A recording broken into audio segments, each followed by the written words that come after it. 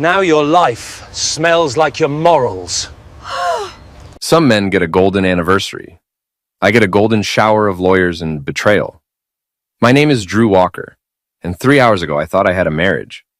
Now I'm sitting in my truck outside a Walmart at midnight, nursing a bottle of bourbon, and watching my phone light up with increasingly desperate texts from my wife Tessa. Each message is a masterpiece of manipulation wrapped in fake concern. Drew, please come home. We need to talk. I can explain everything. Don't do anything stupid. Too late for that last one, sweetheart. Let me back up. I'm 38. I fix yachts for rich people who can't tell a propeller from a pool noodle. And until today, I thought my biggest problem was Jimmy, my 21-year-old son, flunking out of college to chase some girl to California. My other boy, Sid, he's the smart one at 24, working on his master's degree and keeping his head screwed on straight. Tessa and I have been married 15 years. She's a paralegal at Morrison, Klein & Associates, which sounds fancy, but mostly means she files papers and fetches coffee for lawyers who think they're God's gift to jurisprudence. Her boss is Brett Garris, a balding weasel who drives a BMW he can't afford and has the personality of wet cardboard soaked in desperation. I should have seen the signs. Honestly, a blind man could have seen them with a white cane and a seeing eye dog. Late nights at the office, client dinners that lasted until midnight. Her phone always face down on the table like it was hiding state secrets. And the way her friends would clam up when I walked into a room like I'd caught them planning a bank heist. Tessa's friends are sharks in designer shoes. There's Becky, who at least has the decency to look uncomfortable when she lies, and Carla, who treats other people's misery like it's premium cable entertainment. They've been whispering and giggling for months, and now I know what about. This morning started normal enough. I was supposed to spend the day replacing the engine on a 40-footer owned by some tech millionaire who made his fortune selling an app that reminds people to drink water. Revolutionary stuff. But the parts shipment got delayed, so I decided to surprise Tessa with lunch. Surprise. That's honestly of a word. I used my key, called out, "Honey, I'm home," like some sitcom husband, and heard sounds from upstairs that definitely weren't the washing machine. My first instinct was to grab a baseball bat, thinking we had intruders. Then I heard Tessa's voice, breathless and saying things she hadn't said to me in about 5 years. I took those stairs 3 at a time, my heart hammering like a jackhammer on concrete. The bedroom door was cracked open just enough to give me a perfect view of my wife of 15 years riding Brett Garris like he was the last horse out of Dodge. In my bed, on my sheets. In the house I've been paying the mortgage on for 12 years. The rational part of my brain shut down completely. I kicked that door open so hard it bounced off the wall and probably left a dent. Tessa screamed. Brett made a sound like a stepped-on chihuahua and tried to cover himself with a pillow that had "World's Greatest Dad" embroidered on it. A Father's Day gift from Jimmy 3 years ago. "Well," I said, surprised by how calm my voice sounded, "this explains why you've been too tired for anniversary love." Brett started babbling something about how this wasn't what it looked like, which was rich considering what it looked like was exactly what it was. I grabbed him by what was left of his hair and yanked him off my wife and out of my bed. He was pale and soft, like an uncooked dinner roll with delusions of grandeur. "Get dressed and get out," I told him, my voice still eerily steady. "Try this again and I'll ruin more than your dental work." He scrambled for his clothes like the building was on fire. Tessa was crying and pleading, wrapping herself in my bathrobe and reaching for me with hands that had been all over another man 5 minutes earlier. "Drew, please, let me explain." "Explain what? Gravity? Because that's about the only thing that needs explaining here." I stepped back from her reaching hands. "You want to screw around? That's your choice. But you don't get to do it in my house, in my bed, and then act like I'm the problem." Brett was hopping around trying to get his pants on, muttering about how we were all adults here and could work this out like civilized people. I helped him work it out by grabbing him by the collar and the belt and escorting him to the front door with the kind of enthusiasm usually reserved for taking out the trash. "If I see your car in my driveway again," I told him as I shoved him onto the porch in his wrinkled suit, "I'll assume it's abandoned property and have it towed." Then I went back inside, grabbed my truck keys, and walked out on 15 years of marriage without looking back. That was 3 hours ago. Since then, I've bought this bottle of bourbon, driven to the most depressing parking lot in the county, and ignored 47 calls and 63 text messages from my soon-to-be ex-wife. The bourbon tastes like regret and bad decisions, but it's honest about it. My phone buzzes again. This time it's not Tessa. It's my brother Jay. You need to come over. His voice is shaky when I answer. I found something in Dad's attic. There's a box of tapes, one with your name on it. What's on this tape changes everything you thought you knew about Mom. I stare at my phone like it just told me the moon was made of cheese. Jay, if this is Dad's old porn stash, I'm driving this truck into the bay. It's not porn, Drew. It's worse. It's the truth. Jay's house sits on the edge of town like it's trying to escape, but can't quite work up the nerve.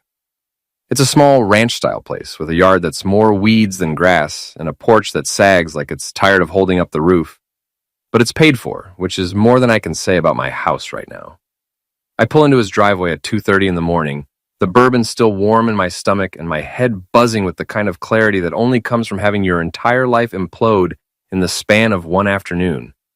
Jay's waiting for me on the porch, smoking a cigarette and looking like he's seen a ghost. You look like heck, he says as I climb the steps. You should see the other guy. Actually, you should see the other guy's wife. She's probably wondering why Brett came home smelling like shame in my aftershave. Jay doesn't laugh. That's when I know this is serious. Jay laughs at everything, even when he shouldn't. It's his defense mechanism, like how some animals play dead when threatened. Jay makes jokes. How much have you had to drink? He asks. Not nearly enough. I hold up the bottle, which is now about 2/3 empty. But I'm functional. What's this about tapes?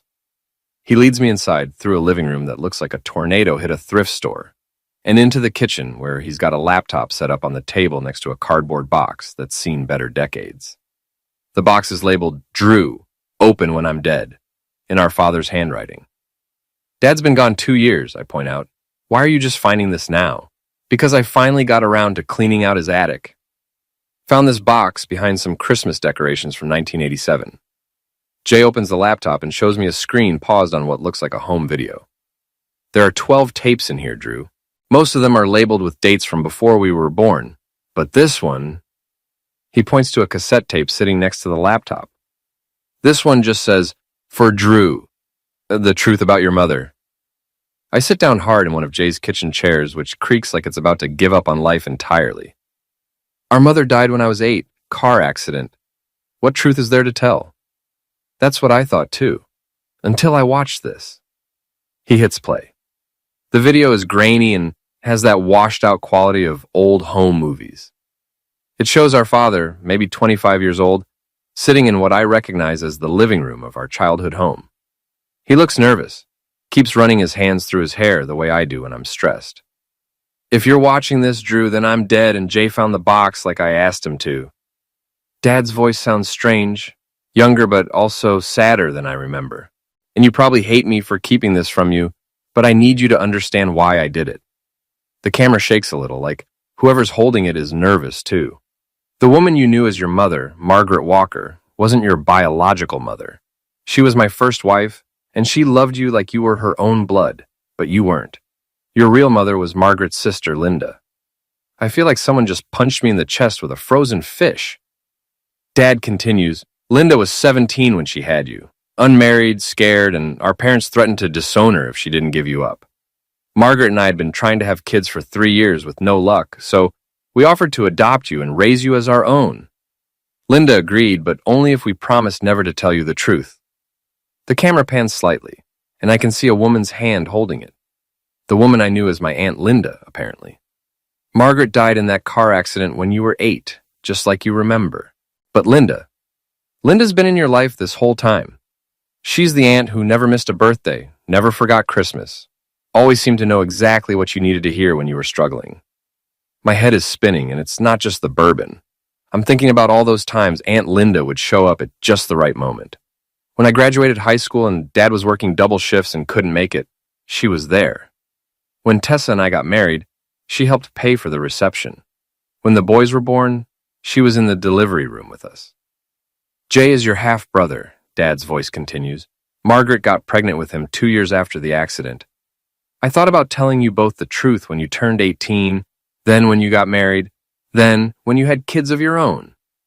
But Linda made me promise, and I kept that promise until the day I died. The video shows Dad reaching toward the camera, and then it cuts to Linda's face. She's crying, but she's smiling too. Drew, honey, if you're seeing this, then it's time you knew. I've loved you every day of your life.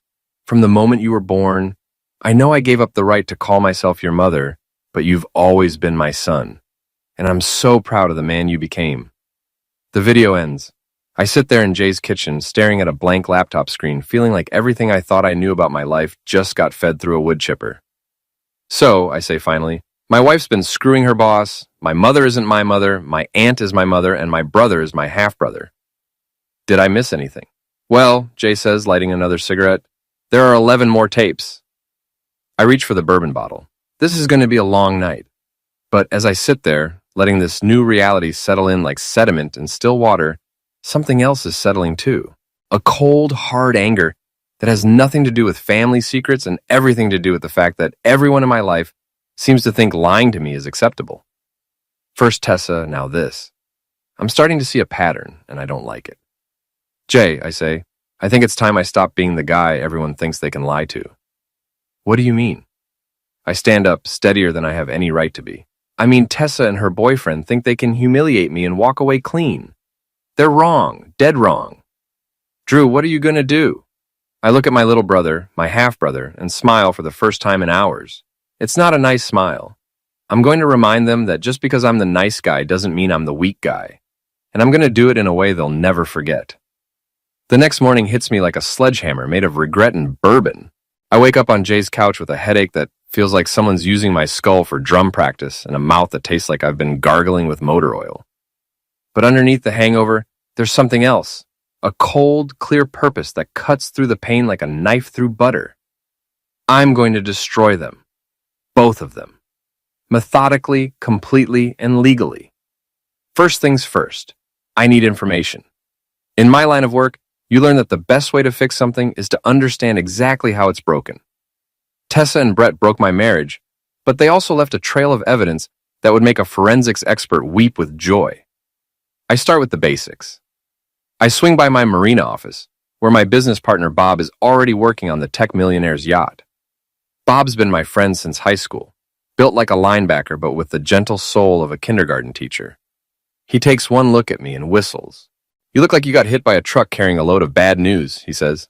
Close. I got hit by my wife carrying a load of her boss. Bob sets down his wrench and gives me his full attention. I tell him everything, the affair, the confrontation, my plans for revenge. When I'm done, he's quiet for a long moment. You sure about this, Drew? I mean, maybe you should just divorce her and move on. Bob, they humiliated me in my own house. In my own bed. You think I'm just going to walk away and let them live happily ever after? No, he admits. I guess I wouldn't either. What do you need? I need to know everything. Where they go, what they do, who they talk to. I need evidence that will hold up in court and destroy them in the court of public opinion. Bob nods slowly. I know a guy who knows a guy. Private investigator, very discreet, very thorough. But Drew, this is going to cost you. I've got savings, and after what I'm going to do to them, it'll be the best investment I ever made. The private investigator turns out to be a woman named Sarah Chen, a former police detective who went private after getting tired of bureaucracy and bad coffee. She's small, sharp-eyed, and has the kind of smile that suggests she knows where all the bodies are buried. Cheating spouse case? She asks when we meet at a diner downtown. Among other things, I want to know everything about their relationship. When it started, where they meet, who knows about it. I want phone records, credit card statements, hotel receipts. I want to know what brand of protection they use and who pays for it. Sarah raises an eyebrow. That's very thorough and expensive. Money's not an issue. Destroying them completely is the issue. I can work with that attitude. She slides a contract across the table. Give me a week. While Sarah works her magic, I start my own investigation. I know Tessa's schedule better than she thinks I do. I know she meets her friends at Murphy's Bar every Thursday night for what she calls girls' night. But what I've always suspected was more like a gossip convention with alcohol. Thursday night, I position myself at the bar early, in a corner booth where I can see everything but stay mostly invisible. I've got a baseball cap pulled low and I'm nursing a beer, just another working guy trying to forget his troubles. Tessa's crew arrives at 7:30 sharp. Becky, Carla, and two other women I recognize, but don't really know. They grab their usual table near the back, order a round of Cosmos that probably costs more than I spend on groceries in a week, and immediately start talking in those hushed, excited tones that mean someone's about to get dissected. I can't hear everything from where I'm sitting, but I catch enough to make my blood boil. And can't believe he just walked in on them like that. Brett said Drew looked like he was going to end someone. Tessa's staying at her mother's until this blows over. Honestly, I don't know why she married him in the first place. Brett's got so much more to offer. That last comment comes from Carla, and it hits me like a slap. These women, who I've fed at barbecues, who I've helped move furniture, who I've treated like family, are sitting here talking about my marriage like it's their personal entertainment. I pull out my phone and start recording. It's not admissible in court, but it's perfect for the court of public opinion. Brett told her he's going to leave his wife as soon as his youngest graduates high school. That's what, 2 years? Tessa's crazy if she believes that. Men always say they're going to leave their wives. They never do. Well, at least she's getting good love out of it. She said Brett's got way more stamina than Drew ever did. I grip my beer bottle so hard, I'm surprised it doesn't shatter. These women are discussing my love life like they're reviewing a restaurant. But I keep recording, because this is exactly the kind of ammunition I need. The conversation continues for another hour, covering everything from Brett's financial situation. He's got way more money than Drew, that BMW isn't cheap, to Tessa's future plans. She's already talked to a lawyer about divorce, wants to make sure she gets the house. By the time they leave, I've got 43 minutes of recorded conversation that paints a picture of premeditated adultery and calculated betrayal. But more than that, I've got something else. The knowledge that my wife and her friends see me as nothing more than an obstacle to be removed. That's their first mistake. Their second mistake is underestimating exactly how creative I can be when I'm properly motivated. I spend the next few days following Brett's routine. He's predictable as a Swiss watch and twice as boring. Leaves his house in the suburbs at 7:15 every morning, stops at the same Starbucks for the same overpriced coffee, arrives at the law firm by 8:30. Lunch is usually at Romano's, an Italian place where the portions are small and the prices are ridiculous. He meets Tessa there twice during my surveillance, and both times they sit in the back corner booth, holding hands across the table like teenagers. It's pathetic, really. Two middle-aged people acting like they invented adultery. But Brett's got a weakness, and it's that BMW he's so proud of. It's a lease, I discover, which means he's paying for a car he'll never own just so he can look successful. The kind of shallow thinking I'd expect from a man who thinks sleeping with his employee is a good career move. Friday afternoon, I follow him to Romano's for another romantic lunch with my wife. I park across the street and watch them through the window, sharing pasta and gazing into each other's eyes like they're the stars of their own personal romantic comedy. That's when I decide it's time to introduce a little reality into their fairy tale. I wait until they're deep in conversation, probably planning their next rendezvous in my bed. Then I walk across the street to where Brett's precious BMW is parked. I've got a small bag with me, filled with some supplies I picked up at the marina. First, I let the air out of all 4 tires, not slashing them, nothing criminal, just releasing the air until they're flat as pancakes. Then I open my bag and pull out a container of fish guts left over from a client's fishing trip. I pour the entire contents through the sunroof, which Brett left open because it's a beautiful day and he's feeling confident about life. The smell hits me immediately, even from outside the car. It's the kind of smell that gets into everything and never really comes out. The kind of smell that will make his car uninhabitable for weeks. Finally, I take out a can of washable paint, the kind they use for temporary road markings, and write cheater across his windshield in bright red letters. Then I go back to my truck and wait. 20 minutes later, Brett and Tessa come out of the restaurant holding hands and laughing about something. Brett's laugh dies in his throat when he sees his car. Tessa actually screams. I roll down my window so I can hear better. What the heck? Brett's voice cracks like a teenager's. Who would do this? He opens the driver's door and the smell hits him like a physical force. He staggers backward, gagging, while Tessa covers her nose with her hand. Oh God, Brett, the smell. What is that? Fish, Brett says weakly. Someone put fish in my car. A small crowd is starting to gather, drawn by the commotion and the increasingly powerful aroma of rotting seafood. I can see people pointing and laughing, some taking pictures with their phones. Brett pulls out his phone and starts dialing, probably calling his insurance company or a tow truck. But I know that smell isn't coming out anytime soon. That car is going to reek for months. I start my truck and drive away, leaving them standing there in the parking lot with their ruined romantic afternoon and their fish-scented reality check. It's a small victory, but it's mine, and it's just the beginning. That evening, Sarah Chen calls with her preliminary report. Your wife and her boss have been having an affair for 8 months, she says without preamble.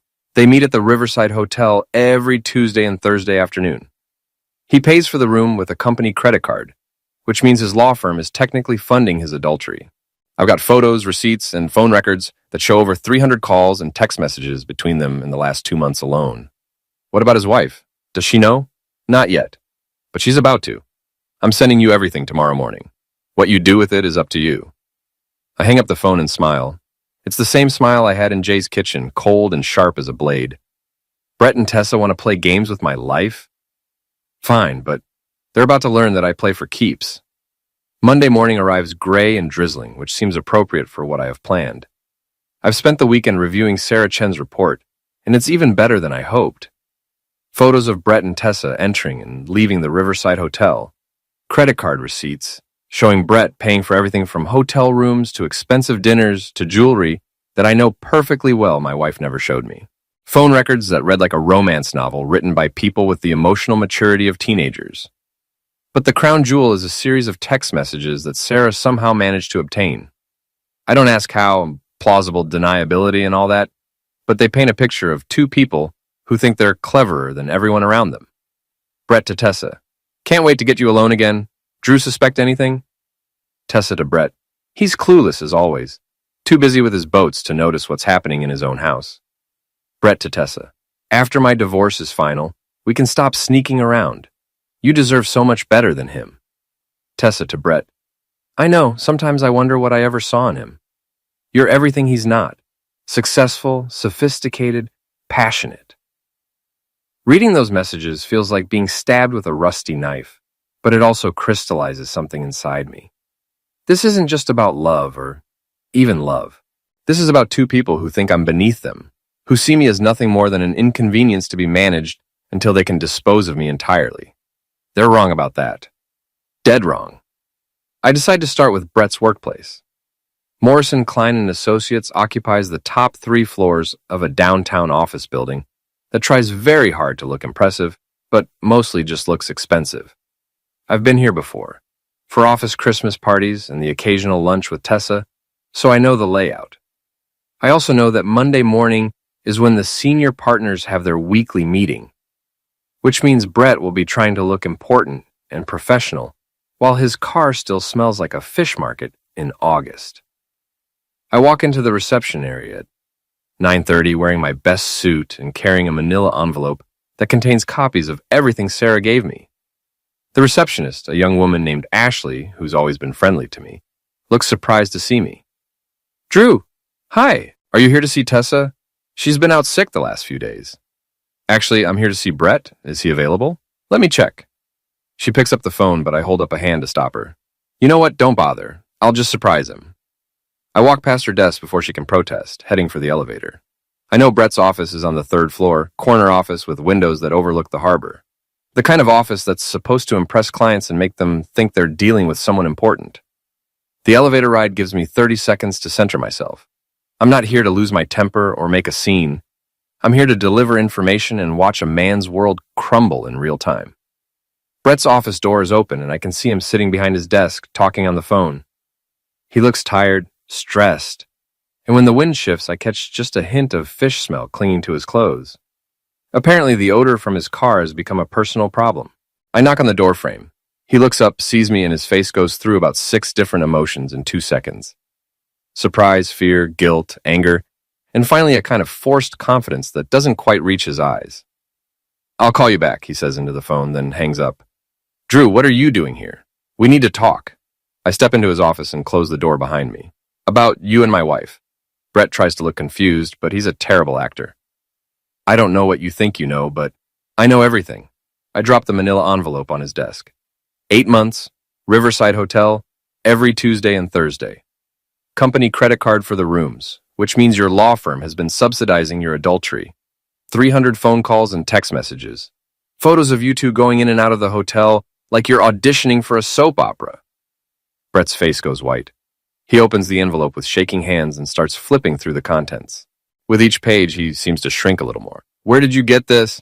Doesn't matter. The question is, what are we going to do about it?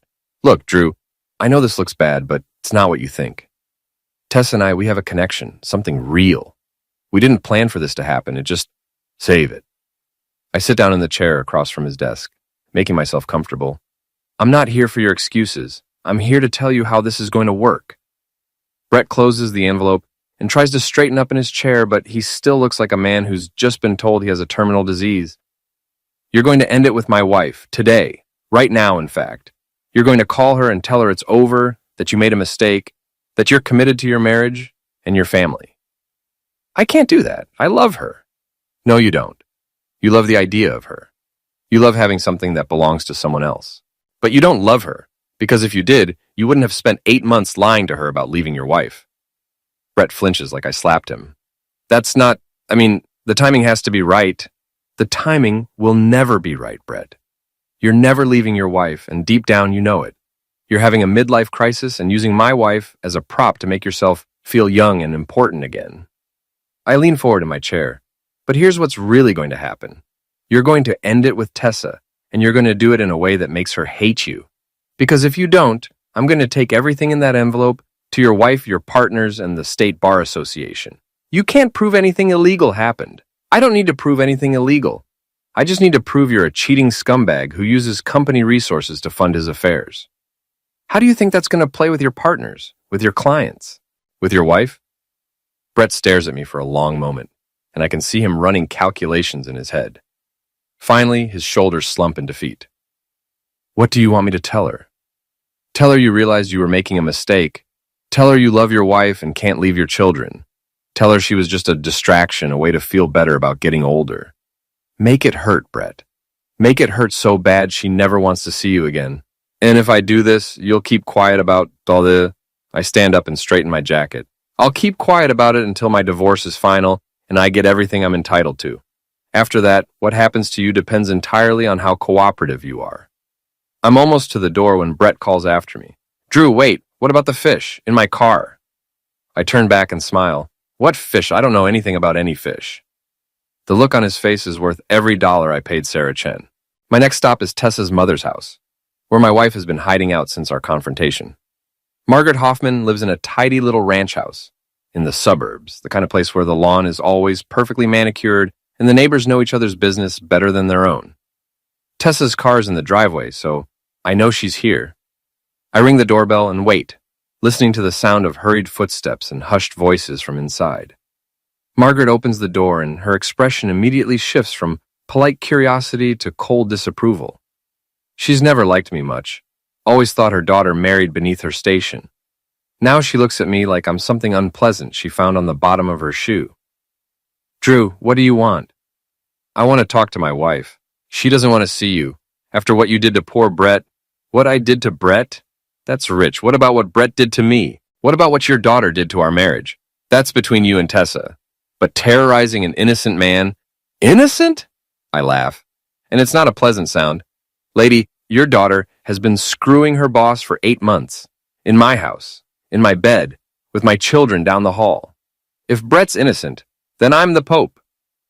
Margaret's face flushes red, but before she can respond, Tessa appears behind her. She looks terrible. Pale, tired, with dark circles under her eyes that makeup can't quite hide. Good. It's okay, Mom. I'll talk to him.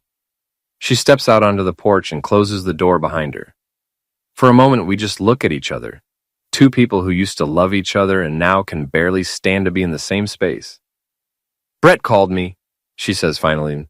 He told me what you said to him. And he ended it. Are you happy now? Ecstatic. Nothing makes me happier than having to threaten my wife's lover to get him to stop screwing her. Tessa winces. Drew, I know you're angry, but we need to talk about this like adults. We need to figure out how to move forward. Move forward? Tessa, you destroyed our marriage. You humiliated me in front of our children, our friends, our community. There is no moving forward. There's only moving on. What does that mean? I pull out another envelope, this one containing divorce papers I had drawn up over the weekend. It means I'm filing for divorce, adultery, mental cruelty, irreconcilable differences. I'm asking for the house, half of all assets, and primary custody of the boys. Tessa's eyes widen as she flips through the papers. Primary custody? Drew, you can't be serious. They're my children too. They're children who walked in on their mother's affair, Tessa. Jimmy hasn't spoken to you since it happened. Sid's disappointed in you in that quiet way that's somehow worse than anger. You want to see them? You can have supervised visitation. This is insane. You're trying to punish me for making one mistake. One mistake? My voice rises despite my efforts to stay calm. 8 months of lying, cheating, and betraying our family is not one mistake. It's a pattern of behavior that shows exactly who you really are. Tessa starts crying, which might have moved me a week ago. Now it just seems like another manipulation. Drew, please, I know I hurt you, but we can work through this. We can go to counseling. No, we can't. Because I don't trust you anymore. I don't respect you anymore. And I sure as heck don't love you anymore. The words hang in the air between us like a physical barrier. Tessa stops crying and looks at me with something that might be genuine surprise. You really mean that? Every word. She wipes her eyes and straightens up, and for a moment I see a flash of the woman I married 15 years ago. Strong, determined, and not willing to back down from a fight. Fine, if that's how you want to play it, then that's how we'll play it. But don't think you're going to walk away from this with everything, Drew. I know things about you too. I know about your drinking, your temper, your family's history of mental illness. My family's history of what? Your father's depression, your brother's anxiety issues. Mental illness runs in families, Drew. A good lawyer could make a case that our children would be better off with their stable, employed mother than with their unstable, alcoholic father. I stare at her for a long moment, feeling something cold and final settle in my chest. You know what, Tessa? Bring it on. Because I've got photos, phone records, hotel receipts, and recorded conversations with your friends talking about what a great lay Brett is compared to me. I've got evidence of you planning to divorce me while you were still sleeping in my bed and lying to my face every morning. I lean closer to her, close enough that she can smell the coffee on my breath. But most importantly, I've got the truth on my side. And the truth is that you're a cheating, lying, manipulative woman who destroyed her family for a middle-aged man with a receding hairline and a midlife crisis. So by all means, let's go to court. Let's air all our dirty laundry in public and see who comes out looking better. Tessa's face goes white, and I can see that she's finally beginning to understand the scope of what she's up against. I'll be in touch through my lawyer, I tell her, then turn and walk back to my truck. As I drive away, I catch a glimpse of her in my rearview mirror, still standing on her mother's porch, holding the divorce papers like they might bite her. It's a good start, but I'm nowhere near finished. The law office of Patricia Hawkins looks nothing like the marble and mahogany palace where Brett works. It's located in a converted house near downtown with mismatched furniture and a coffee maker that's seen better decades. But Patricia herself is exactly what I need. A shark in a cardigan who specializes in messy divorces and has a reputation for taking no prisoners. I've reviewed all the evidence you provided, she says, spreading Sarah Chen's report across her desk like a poker player revealing a royal flush. This is some of the most comprehensive documentation of adultery I've ever seen. Your wife's attorney is going to have nightmares about this case. Good. What are my chances of getting everything I asked for? Patricia leans back in her chair and smiles. It's the kind of smile that suggests she enjoys her work a little too much. With this evidence, I'd say your chances are excellent. The adultery alone gives us grounds for a favorable settlement. But the fact that her affair partner was using company resources makes it even better. We can argue that your wife was complicit in what amounts to theft of services. What about her threats regarding my mental state and drinking? Empty bluster. She'd need evidence of actual alcoholism or documented mental health issues that affect your parenting.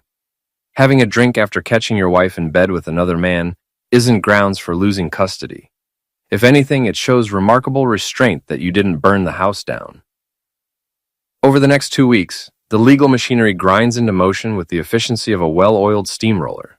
Tessa hires her own attorney, a slick operator named Richard Vance, who charges $500 an hour and wears suits that cost more than my truck payment. But all the expensive tailoring in the world can't change the fact that his client was caught red-handed in an affair that's documented better than most federal investigations. The first settlement conference is held in a sterile conference room that smells like industrial carpet and broken dreams. Tessa sits across from me, looking like she'd rather be anywhere else in the world, while our lawyers engage in the kind of polite warfare that only attorneys can manage. My client is prepared to offer a 50-50 split of all marital assets, Vance begins, and shared custody of the minor children, with Mrs. Walker maintaining primary residence. Patricia doesn't even look up from her notes. Counteroffer. Mr. Walker receives the marital home, 60% of all assets, and primary custody. Mrs. Walker gets supervised visitation and can keep her car. That's completely unreasonable. My client made a mistake, but that doesn't mean she should be financially destroyed. Your client didn't make a mistake, Patricia replies calmly. She conducted an 8-month affair with her supervisor, using marital assets to fund hotel rooms and dinners. She betrayed her husband, her children, and her marriage vows. In some states, that would bar her from receiving any marital assets at all. Vance turns to me directly, which is a tactical error. Mr. Walker, surely you don't want to destroy the mother of your children over one indiscretion. I look at him for a long moment, then at Tessa, who's staring at her hands like they might contain the answers to life's mysteries. One indiscretion, is that what we're calling it now? I pull out my phone and scroll to one of the text message screenshots Sarah provided. Here's a message from your client to her lover. Can't wait until Drew's out of the picture permanently.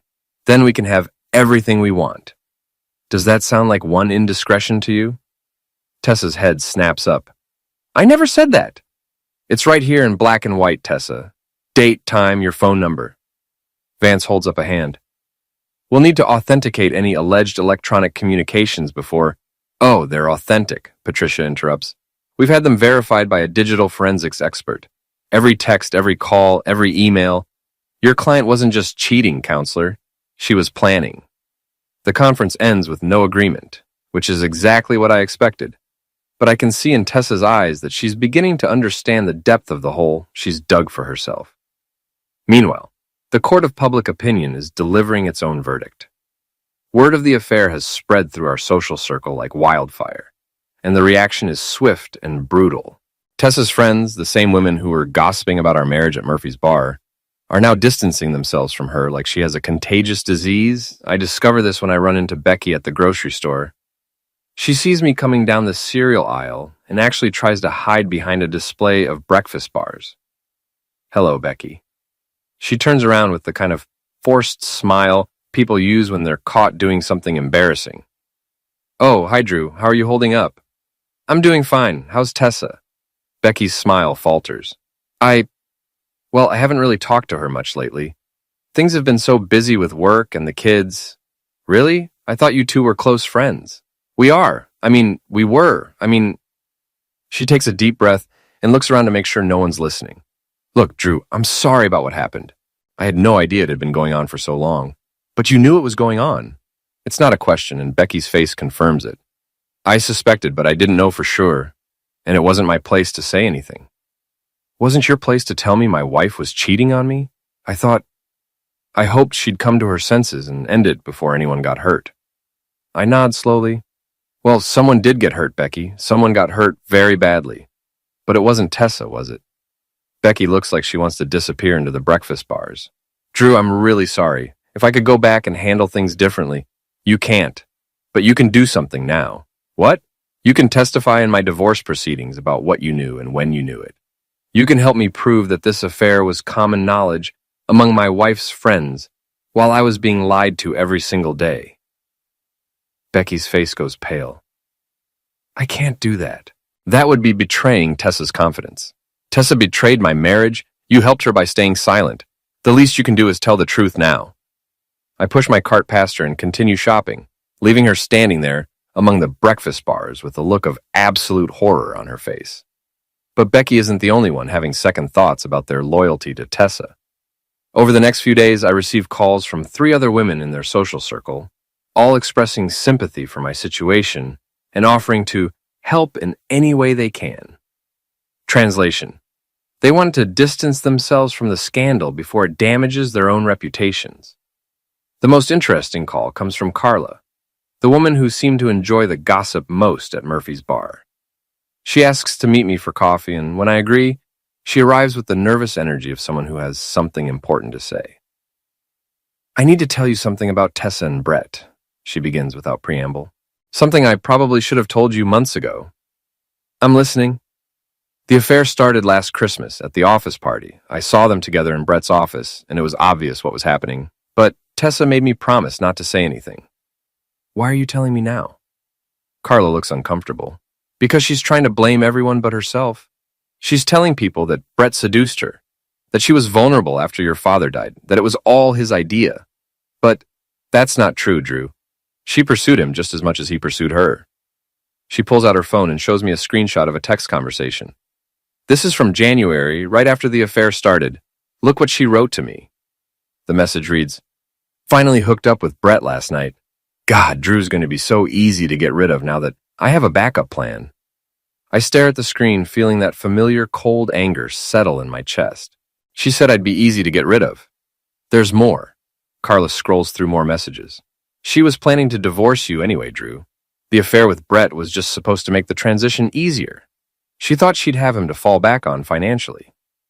And now Brett won't return her calls, and she's realizing that being a divorce paralegal in her 30s isn't as glamorous as she thought it would be." Carla slides her phone across the table. "I'm willing to testify about all of this if you need me to. Tessa destroyed her own marriage, and she's trying to rewrite history to make herself look like the victim. That's not right." I look at this woman who I've never particularly liked, who seemed to thrive on other people's drama, and realize that sometimes your allies come from the most unexpected places. "Thank you, Carla. I appreciate your honesty. There's one more thing." She hesitates, then plunges ahead. "Tessa's been talking about trying to reconcile with you. She thinks if she can convince you to take her back, she can avoid the financial consequences of the divorce. That's not going to happen. I know, but she doesn't believe it yet. She still thinks she can manipulate you into forgiving her." I lean back in my chair and smile. Well, she's about to learn otherwise. That evening, I call Patricia Hawkins and tell her about my conversation with Carla. Her reaction is immediate and enthusiastic. "This is even better than what we had before," she says. "Premeditation, planning, conspiracy to commit adultery. We can argue that the entire marriage was a fraud from the moment she decided to have the affair. What does that mean for the settlement? It means we're going to destroy her in court. Completely, utterly, and legally." As I hang up the phone, I realize that I'm looking forward to the next phase of this battle. Tessa thought she could outsmart me, outmaneuver me, and discard me when it was convenient. She's about to learn that underestimating your opponent is the first step toward total defeat.